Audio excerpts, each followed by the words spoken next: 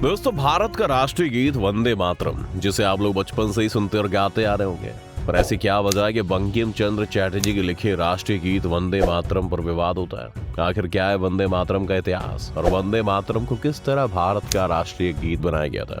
आइए आज की इस वीडियो में हम सारे सवालों के जवाब जानते हैं, इसलिए वीडियो को आखिर तक जरूर देखिएगा। पर वीडियो शुरू होने से पहले अगर आप हमारे चैनल पर नए हैं या आपने अभी तक इस चैनल को सब्सक्राइब नहीं किया है तो चैनल को सब्सक्राइब करना और बेल आइकॉन दबाना ना भूलें, ताकि हमारे चैनल की कोई भी वीडियो आपसे मिस ना हो जाए। ये बात तो हम सबको हमारे स्कूल में सिखाई जाती है कि वंदे मातरम को बंकिम चंद्र चटर्जी द्वारा संस्कृत बांग्ला मिश्रित भाषा में लिखा गया था। 1882 में इसे उनके नॉवेल आनंद मठ में शामिल किया गया था। आपको बता दें कि ये गीत भवानंद नाम के सन्यासी द्वारा गाया गया है। इसकी धुन यदुनाथ भट्टाचार्य ने बनाई थी।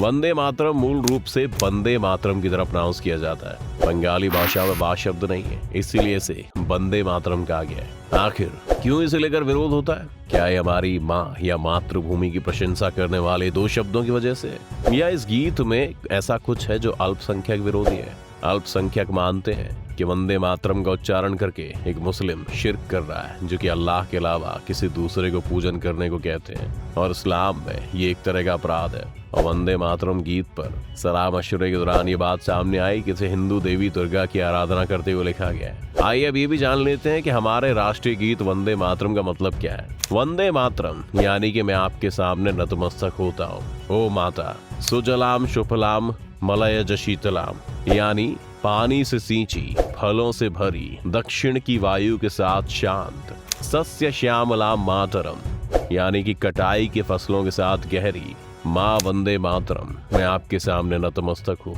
ओ माता, शुभ्र ज्योत्स्नाम पुलकित यामिनी, उसकी रातें चांदनी की गरिमा से प्रफुल्लित हो रही हैं।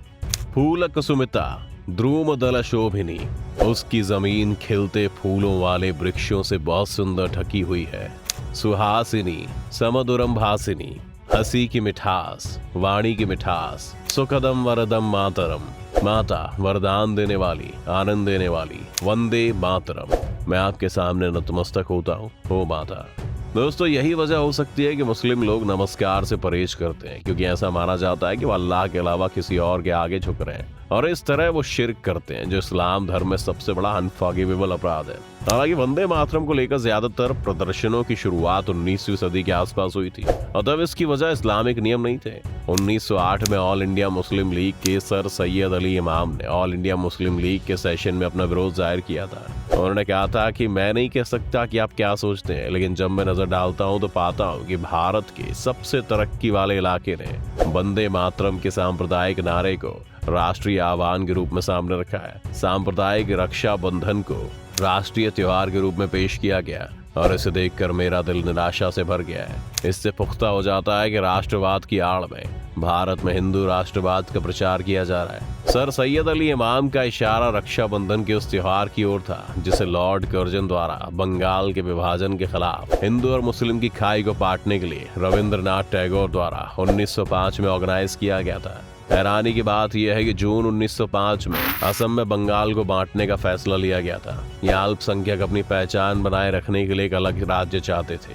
अंग्रेजों ने अपने स्वार्थी एजेंडे को पूरा करने के लिए पश्चिम बंगाल, बिहार और उड़ीसा के हिंदू मेजोरिटी एरिया को असम और सिलहट के मुस्लिम मेजोरिटी एरिया से अलग करने की योजना बनाई थी। अंग्रेजों के मंसूबे को बहुसंख्यक आबादी की पसंद के साथ जोड़ दिया गया, और इसी के बाद सैयद अली इमाम की टिप्पणी सामने आई। अभी वक्त था जब वंदे मातरम का विरोध रह रहकर हो रहा था, पर इसने नेशन वाइड रूप नहीं लिया था। तब 1937 में कांग्रेस ने वंदे मातरम को पहले 2 छंदों तक सेंसर और लिमिटेड किया।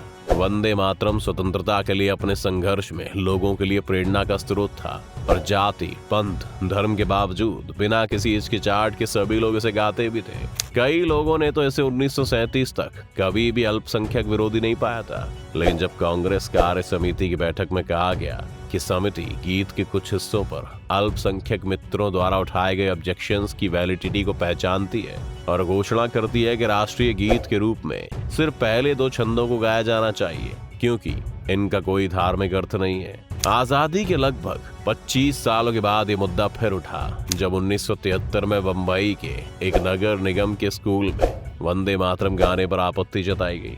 इतिहासकार सब्यसाची भट्टाचार्य के मुताबिक जब बंकिम ने पहली बार 1870 की शुरुआत में इसे लिखा था तो ये मातृभूमि के लिए एक सुंदर भजन था, लेकिन आनंद मठ में छपने से पहले इस सुंदर भजन को 4 और छंदों के साथ जोड़कर बड़ा कर दिया गया और ये रिलीजियस सेंटिमेंट्स का सिंबल था। हालांकि 4 पद हिंदू धार्मिक भावनाओं से भरे हुए थे, लेकिन इस्लाम विरोधी कतई नहीं थे। अगर हम 1770 के दशक में वापस जाएं तो बंगाल के नवाब के खिलाफ फकीर और सन्यासी साथ रहे थे।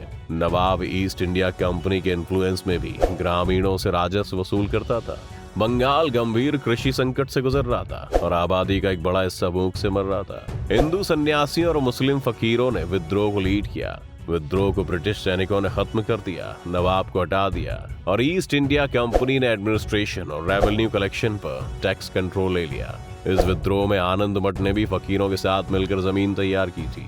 आपको बता दें कि भारत में जब राष्ट्रगान की जरूरत महसूस हुई तो वंदे मातरम के पुराना होने और स्वतंत्रता संग्राम में बड़े लेवल पर इस्तेमाल होने की वजह से इसे भी एक ऑप्शन के तौर पर देखा गया। लेकिन बाद के हिस्से में कांग्रेस के मन में डाउट पैदा कर दिया गया। इसीलिए रिव्यू के लिए टैगोर, नेहरू, सुभाष बोस को मिलाकर एक कमेटी का गठन किया गया था। सुभाष चंद्र बोस को यह डर था कि अगर कमेटी गीत को छोड़ देती है तो ये बंगाल में हिंदुओं की इच्छाओं के खिलाफ होगा और उन्होंने 1937 में टैगोर को लिखे पत्र में डर जताया भी था। आनंद मठ का अंग्रेजी अनुवाद पढ़ने वाले जवाहरलाल नेहरू ने टैगोर को 1937 में एक पत्र लिखा था और माना था कि नोवेल का बैकग्राउंड अल्पसंख्यकों के लिए सही नहीं है। सुभाष चंद्र बोस को लिखे एक पत्र में टैगोर के विचार और भी साफ थे। उन्होंने लिखा, वंदे मातरम का सार देवी दुर्गा का भजन है।